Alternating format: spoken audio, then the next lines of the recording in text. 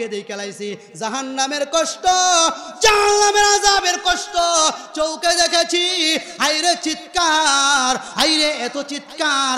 নেত্রকোনা যখন কবরস্থানের মধ্যে আযাব শুরু হয়, ওই ফসিকাবাসী এলাকার গুরুস্থানের মধ্যে থরথর করে কাঁপতে থাকে, এত চিৎকার। আজকে জাহান্নামের ভয়াবহতা চৌকে দেখে ফেলেছি। প্রভু গো, একটু সময়ের জন্য পাঠাও।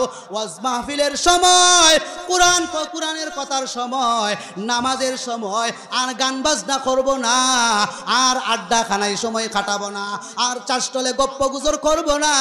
প্রভু অল্প সময়ের জন্য পাঠাও। ইন্না না'মাল সলিহা, নেক আমল করব। ইন্না মুকিনুন, এখন বিশ্বাস করব। আলেমরা যা কয় এখন থেকে বিশ্বাস করব। ওই জাহান্নামের গেইটের মধ্যে গিয়া যদি কয় এখন ফাটাও, বিশ্বাস করব। আওয়ান যাইব তো? আপনার বাপ দাদা 14 গোষ্ঠী কেউ আইছে তো? আইছে? কেউ আসে নাই। আপনিও আসবেন না, আমিও আসবো না। ওই সময় আফসোস যেন করা না লাগে, এই জন্য ওই আফসোস থেকে বাঁচার জন্য এই জমিনের মধ্যে হায়াতের জিন্দেগিতে নেক আমল করে আল্লাহর হুকুম মেনে রসুলের তরিকায় চলে, আলেম উলামায়ে কেরামের কথা শুনে আলেমদের ডাকে সাড়া দিয়ে মাদ্রাসার সাথে সম্পর্ক রেখে ঈমানটাকে শক্তিশালী করবার দরকার আছে না নাই? আলেমদের কথা শুনবো তো ইনশাল্লাহ? মিথ্যা মনে করব না তো? মিথ্যা মনে করব না, আলেমদের কথা শুনবো। এই মাদ্রাসায় আজকে ছাত্ররা পাগড়ি পাবে। হায়, এই সন্তানদের মা বাবার জীবন কত ধন্য। আর এই সন্তানদের লজিং মাস্টার আর লজিং মাস্টারনির জীবন কত ধন্য। এই হাফেজে কোরআনরা হাশরের ময়দানে যখন উঠবে, আল্লাহ তাআলা বলবেন, এ হাফেজে কোরআন, তোমার কেডা লজিং রাখছেন? কও, কেডা লজিং রাখছেন বলো? বলে উমুকে আমারে লজিং খাওয়াইছেন, একটা ভাত খাইতাম, খায়া খায়া কোরআন তেলাওয়াত করতাম। আল্লাহ বলবেন তারে ডাক দাও। তারে ডাকা হবে লজিং মাস্টার এবং লজিং মাস্টারনি সহ এইরকম ভাবে 10 জন মানুষকে এই হাফেজে কোরআন জান্নাতের মধ্যে লয়ে যাইব।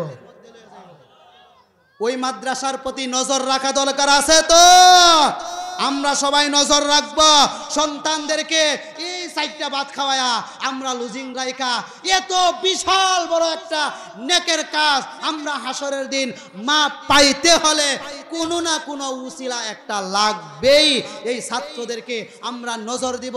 টাকা লাগলে টাকা দিয়া, আমরা কথা লাগলে কথা দিয়া, খাউন লাগলে খাউন দিয়া, মাদ্রাসার শিক্ষক সহ সার্বিক সহযোগিতা, এই মাদ্রাসা সহ প্রত্যেকটা দিনই কাজে আমরা সহযোগিতা করব।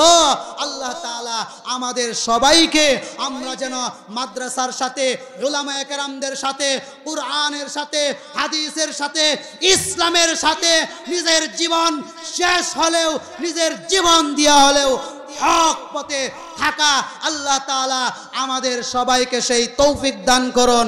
সকলে বলে আমিন। এই অল্প সময়ের ভিতরে যেই কথাগুলো বলেছি, আমাকে সহ আমরা সবাই যেন আমল করতে পারি। আল্লাহর কাছে বলি, আল্লাহ সবাইকে আমল করার তৌফিক দাও। আজকের এই ময়দানকে আমাদের সকলের জন্য হাসরের দিন তুমি নাজাতের উসিলা বানায়া দিও। সকলে বলি আমিন। আসসালামু আলাইকুম ওয়া রাহমাতুল্লাহি ওয়া বারাকাতুহু।